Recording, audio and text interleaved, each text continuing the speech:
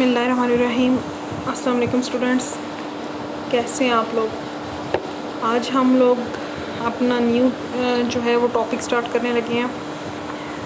New topic तो नहीं है, बस सब टॉपिक है, सब हेडिंग है। मेन जो है टॉपिक उसका कार्बोहाइड्रेट्स का। कार्बोहाइड्रेट्स हम लोगों ने स्टार्ट किए हुए थे। उसमें हम लोगों ने जो है उनकी क्लासिफिकेशन देखी थी कि मोनोसेकेराइड्स होते हैं, ओलिगोसेकेराइड्स होते हैं एंड पॉलीसेकेराइड्स होते हैं। हमने मोनोसेकेराइड्स भी देख लिए, हमने ओलिगोसेकेराइड्स भी देख लिए और अब हम देखेंगे पॉलीसेकेराइड्स। पॉलीसेकेराइड्स जैसा कि नाम से ही जाहिर है, पॉली मीन ज़्यादा, सेकेराइड्स मीन सेक्रॉन यानी कि शुगर, कि वो वाले कार्बोहाइड्रेट्स जो कि ज़्यादा शुगर यूनिट पे क्या कर रहे होते हैं, कंसिस्ट कर रहे होते हैं, उन्हें हम कहते हैं पॉलीसेकेराइड्स। अब ऑब्वियसली वो ज़्यादा शुगर यूनिट पे कंसिस्ट कर रहे हैं, तो वो क्या होंगे भी, क्या ज़्यादा कम्प्लेक्स होंगे as compared to the oligo and monosaccharides. अच्छा, ये नेचर में भी अबंडेंटली कसरत से जो है वो क्या होते हैं, मौजूद होते हैं। अगर हम इसकी करैक्टरिस्टिक्स देखें तो ये जो है वो क्या होंगे, ब्रांच्ड होंगे, ब्रांचेस की फॉर्म में मौजूद होते हैं पॉलीसेकेराइड्स। इनका अगर हम स्ट्रक्चर देखें तो हमें ब्रांच नज़र आता है। इसके अलावा अगर हम इनके टेस्ट की बात करें तो ये टेस्ट लेस होते हैं, इनका कोई भी टेस्ट नहीं होता। अब क्योंकि ये पॉलीसेकेराइड हैं, ज़्यादा सारे मोनोसेकेराइड से मिलकर बनते हैं, तो मोनोसेकेराइड्स आपस में किसके थ्रू लिंक्ड होते हैं, थ्रू द ग्लाइकोसिडिक लिंकेज। आपने पीछे भी पढ़ा था ग्लाइकोसिडिक जो पढ़ा डाइसेकेराइड में, कि जब एक मोनोसेकेराइड जो है वो दूसरे मोनोसेकेराइड के साथ कंबाइन होता है तो वो क्या होता है, वाटर मॉलिक्यूल रिलीज़ होता है और एक का कार्बन जो है वो दूसरे के कार्बन के साथ लिंक्ड होता है थ्रू द ऑक्सीजन। ठीक है, उस बॉन्ड को, उस लिंकेज को हम कहते हैं ग्लाइकोसिडिक लिंकेज। तो अब ऑब्वियसली जो पॉलीसेकेराइड्स हैं have the higher molecular weight, उनका मॉलिक्यूलर वेट भी जो है वो क्या होगा, हाई होगा, और वो क्या होंगे, पानी में थोड़े से सॉल्युबल होंगे, स्पेरेंटली सॉल्युबल इन वाटर। इसके ये तो थी उसकी करैक्टरिस्टिक्स थी। इसके अलावा जो इंपॉर्टेंट आते हैं, क्या क्या एग्जांपल्स हैं हमारे पास पॉलीसेकेराइड्स की, तो उनमें आता है स्टार्च।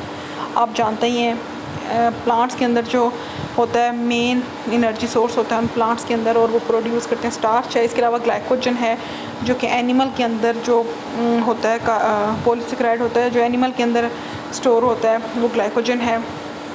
आगे हम इनको डिटेल से देखेंगे। सेलुलोज, सेलुलोज भी क्या है, प्लांट्स के अंदर पाया जाने वाला क्या है, पॉलीसेकेराइड है।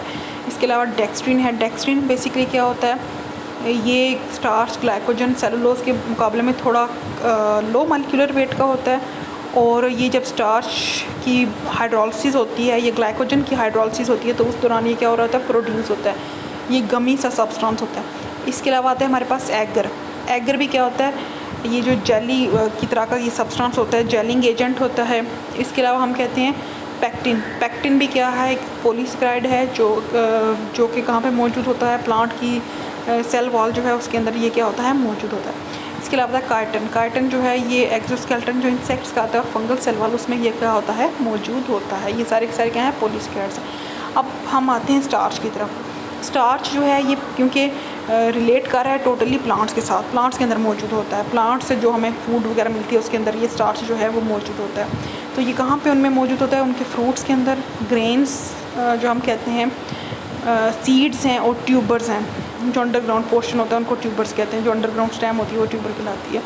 अब ये क्या होता है, ये एनिमल को जो है ना कार्बोहाइड्रेट प्रोवाइड कर रहा है। ज़ाहिर है फ्रूट हैं, ग्रेन्स हैं, सीड्स हैं, वो किसने कंज्यूम करने हैं, वो एनिमल ने कंज्यूम करने हैं। जब इस स्टार्च की हम ब्रेक डाउन करते हैं तो स्टार्च क्या करता है, ग्लूकोज की मालिक्यूल में जो है ना वो प्रोड्यूस करता है। ज़ाहिर सी बात है, इसका ये मतलब हुआ कि ये ज़्यादा सारे ग्लूकोज की जो सब यूनिट हैं उससे मिलकर बना होता है। अब जब हम स्टार्च की बात करते हैं तो ये दो तरह की होता है, एक अमाइलोज होता है और एक होता है अमाइलोपेक्टिन।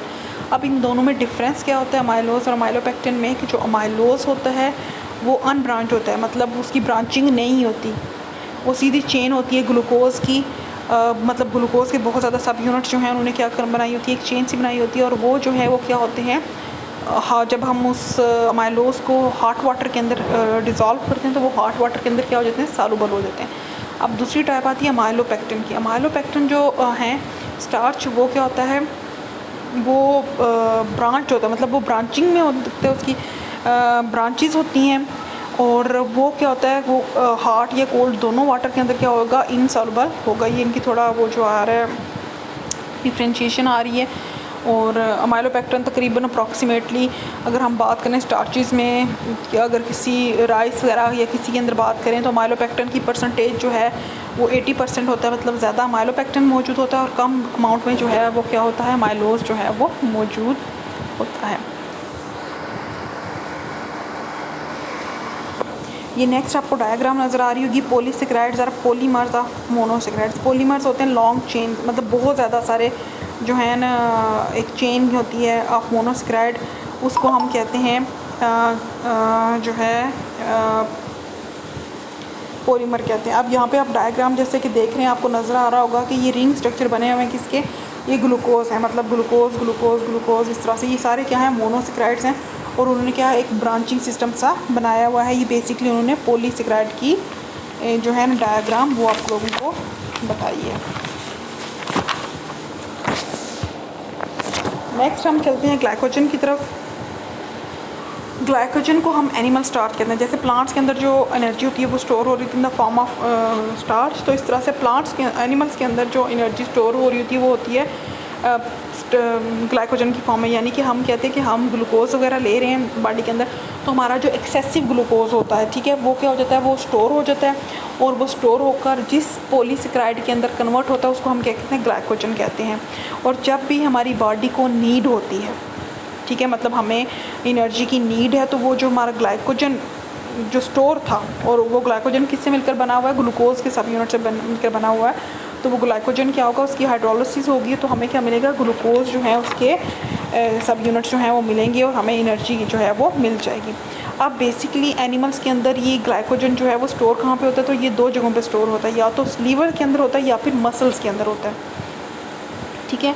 और अगर हम पानी के अंदर इसकी सॉल्युबिलिटी चेक करें तो ये पानी के अंदर जो है वो इनसॉल्युबल होता है। अच्छा, अब एक और बात है कि हम क्या करते हैं कि देखते हैं कि आपने पहले भी प्रैक्टिकल वगैरह किए होंगे कि आयोडीन टेस्ट किया जाता है डिफरेंट कार्बोहाइड्रेट्स के मालिक्यूल को आइडेंटिफाई करने के लिए, तो आयोडीन टेस्ट होता है। अब जब हम आयोडीन जो है वो ऐड करते हैं ग्लाइकोजन की प्रेजेंस को चेक करने के लिए, तो अगर उस हमारे सोल्यूशन के अंदर ग्लाइकोजन मौजूद है, तो अगर जब हम उसमें आयोडीन ऐड करेंगे तो वो हमें क्या करेगा, रेड कलर जो है वो देगा, और रेड कलर इंडिकेट करेगा कि इसमें क्या है, आयोडीन ग्लाइकोजन जो है वो मौजूद है। लेकिन अगर अगर हमने वो स्टार्च रखा हो वहाँ पे और उसमें अगर हम आयोडीन ऐड करें तो वो जो है हमें ब्लू कलर देगा, और blue colour is indication that the starch is present in the solution.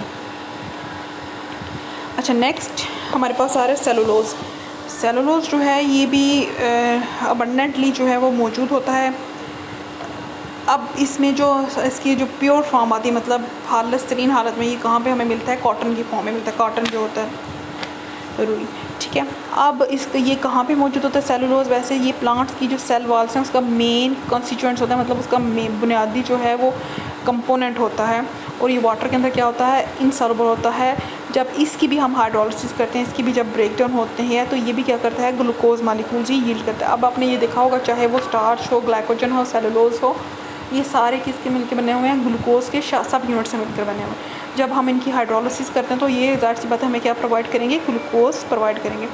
अब सेलुलोज की एक इम्पॉर्टेंट बात ये है कि ये हम ह्यूमन बॉडी जो है, हमारा जो डाइजेस्टिव सिस्टम है वो सेलुलोज को डाइजेस्ट नहीं कर सकता।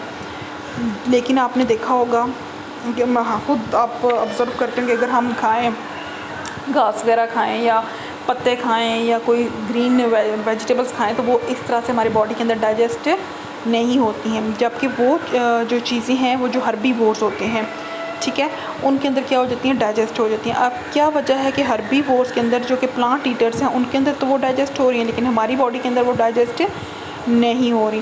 तो इसकी रीज़न ये है कि बेसिकली जो हर्बीवोर्स होते हैं, हर्बीवोर्स जैसे गोट्स, हॉर्स जो हैं, जो घास वगैरह खाने वाले एनिमल्स हैं, उनके डाइजेस्टिव सिस्टम के अंदर क्या होता है, बैक्टीरिया या यीस्ट मौजूद होता है। और वो बैक्टीरिया और यीस्ट क्या करते हैं, एक एंजाइम रिलीज़ करते हैं, और उस एंजाइम को हम कहते हैं सेलुलेज। और ये वो एंजाइम होता है जो कि क्या करता है, सेलुलोज की डाइजेशन करता है। क्योंकि ह्यूमन डाइजेस्टिव सिस्टम के अंदर ये जो है एंजाइम वो मौजूद नहीं होता, इसलिए हम लोग इसको डाइजेस्टिव नहीं कर सकते। इसके अलावा अगर हम इसका आयोडीन के साथ देखें कि क्या कलर आता है, तो इसका कोई भी कलर नहीं आता। अच्छा, एक और बात यहाँ पे अक्सर ये शॉर्ट क्वेश्चन पूछा जाता है यही वाला कि why cellulose is not digested in the human digestive tract. तो इसका आंसर क्या होगा? Because human lack the in cellulase enzyme required for the digestion of cellulose. या इसको इस तरह से उलट भी पूछ सकते हैं कि वाई हर्बीवोर्स डाइजेस्ट सेलुलोज। तो ये इस पॉइंट पे ये जो है वो क्वेश्चन आपका हो सकता है। यहाँ पे हमारा जो कार्बोहाइड्रेट्स का टॉपिक था वो हुआ ख़त्म। अब हम नेक्स्ट जो टॉपिक है अपना वो स्टार्ट करते हैं, वो है लिपिड्स। लिपिड्स के बारे में आप लोगों ने पढ़ा होगा, सुना होगा। लिपिड जो है वो क्या है, उसकी एग्जांपल्स क्या हैं, तो हम इसको प्रॉपरली लेके चलते हैं। ऐसे जनरली आपने देखा होगा कि लिपिड क्या है। तो लिपिड्स आप लोगों ने को पता होगा कि जो हम ऑयल हैं, फैट्स हैं, घी है और इसके अलावा बटर है, चीज़ें, ये सारी जो हैं वो क्या है, फ़ैट्स में ही आती हैं और ये लिपिड से ही बिलोंग करती हैं। इसके अलावा वैक्सीज हैं, ये भी जो है हमारा किस में आता है, लिपिड्स में आ रहा है। ठीक है, तो हम लिपिड्स के बारे में पढ़ेंगे कि ये क्या होते हैं। तो जब हम लिपिड्स को कहते हैं तो हम कहते हैं कि ये हीट्रोजीनियस ग्रुप्स हैं। हीट्रोजीनियस ग्रुप्स मतलब कि ये डिफरेंट कंपाउंड से मिलकर बने होते हैं। हीट्रोजीनियस मतलब ये डिफरेंट कंपाउंड से मिलकर एक जो है मॉलिक्यूल बना होता है और उसको हम कहते हैं लिपिड कहते हैं। बेसिकली ये रिलेट कर रहे होते हैं फैटी एसिड्स के साथ। फैटी एसिड्स भी आप लोगों ने पढ़े हुए होते हैं। अब जब हम लिपिड्स की बात करते हैं कि इसकी क्या क्या करैक्टरिस्टिक्स आती हैं, तो पहली बात है कि ये क्या होते हैं, मतलब ये हाइड्रोफोबिक होते हैं। मतलब ये वाटर को रिपेल करते हैं, वाटर हीटिंग होते हैं, इस वजह से ये वाटर के अंदर सॉल्युबल नहीं होंगे, लेकिन ये सॉल्युबल होंगे ऑर्गेनिक सॉल्वेंट्स के अंदर, जैसा कि ईथर, अल्कोहल, क्लोरोफॉर्म वगैरह आ जाता है। तो जब हम लिपिड्स को उनके अंदर डिसॉल्व करते हैं तो ये उनके अंदर क्या हो जाते हैं, सॉल्युबल हो जाते हैं। लिपिड्स की कुछ एग्जांपल्स बताई हुई हैं, ऑयल्स हैं, वैक्सीज हैं, कोलेस्ट्रॉल है, ये सारी लिपिड्स की एग्जांपल्स हैं। लिपिड्स का अगर हम देखें तो ये आपने पीछे पढ़ा था कि क्योंकि ये हाइड्रोफोबिक इन नेचर होते हैं। हाइड्रोफोबिक मतलब ये वाटर को रिपेल करते हैं, वाटर के अंदर डिसॉल्व नहीं होते हैं। इस वजह से ये हमारे जो मेम्ब्रेन्स हैं, चाहे वो माइटोकॉन्ड्रियल मेम्ब्रेन हो, प्लाज्मा मेम्ब्रेन हो, न्यूक्लियर मेम्ब्रेन हो, उनको ये क्या करते हैं, बना रहे होते हैं ताकि उनका स्ट्रक्चर जो है वो क्या रहे, मेंटेन रहे। इसके अलावा लिपिड्स हमें जो है वो एनर्जी भी प्रोवाइड करते हैं। अब अगर हम इनकी बात करें तो ये हमें क्या करते हैं, इनके अंदर भी ज़ाहिर सी बात है ये ऑर्गेनिक कंपाउंड्स हैं, इनमें कार्बन और हाइड्रोजन जो है वो मौजूद होते हैं, लेकिन इनकी जो रेशियो होती है कार्बन और हाइड्रोजन की वो क्या होती है, ज़्यादा होती है as compared to oxygen. Oxygen का प्रोपोर्शन जो है वो कम होगा और इसी वजह से जो लिपिड्स हैं वो अपने अंदर ज़्यादा अमाउंट ऑफ एनर्जी स्टोर करते हैं as compared to the carbohydrates. Carbohydrate का अगर हम कहते हैं कि 1 ग्राम जो है हमें वो 4 किलो कैलोरी एनर्जी प्रोवाइड करता है, तो जो लिपिड्स होते हैं वो हमें ज़्यादा एनर्जी प्रोवाइड जो है वो करते हैं। 9 किलो कैलोरीज तक 1 ग्राम जो है वो लिपिड का हमें एनर्जी प्रोवाइड करेगा। इसके अलावा और लिपिड के क्या फंक्शन होते हैं, एक तो ये हमें भाई एनर्जी प्रोवाइड कर रहा है, दूसरा हमारे सेलुलर मेम्ब्रेन्स को बना रहा है, ठीक है। तीसरा हमारा क्या है कि ये हमें इंसुलेशन प्रोवाइड कर रहे हैं, चाहे प्लांट्स हों, चाहे एनिमल्स हों, माइक्रो ऑर्गेनिज्म हो, तो इनको इंसुलेट कर रहे हैं। इंसुलेट किससे कर रहे हैं, इनको कवरिंग दे रहे हैं, कवरेज दे रहे हैं एटमॉस्फेयर से। एटमॉस्फेयर में हीट है, कोल्ड है, ठीक है, वाटर है, उससे ये क्या कर रहे होते हैं, ऑर्गेनिजम्स की बॉडी को जो है इंसुलेट कर रहे होते हैं, इंसुलेशन प्रोवाइड कर रहे होते हैं। जैसे हम भी कहते हैं कि हमारी बॉडी के अंदर भी जो है ना वो स्किन के नीचे जो है वो फ़ैट की लेयर होती है, जो एडिपोज टिश्यूज़ होते हैं स्किन के नीचे, उनमें क्या होता है, फ़ैट स्टोर होता है और वो पूरी जो लेयर बन जाती है, तो वो लेयर हमारी बॉडी को क्या कर रही होती है, हीट से प्रोटेक्ट कर रही होती है, ठीक है, कोल्ड से जो है वो प्रोटेक्ट कर रही होती है। इसके अलावा हम कहते हैं कि ये वाटर प्रूफ मटेरियल के तौर पे भी यूज़ होते हैं।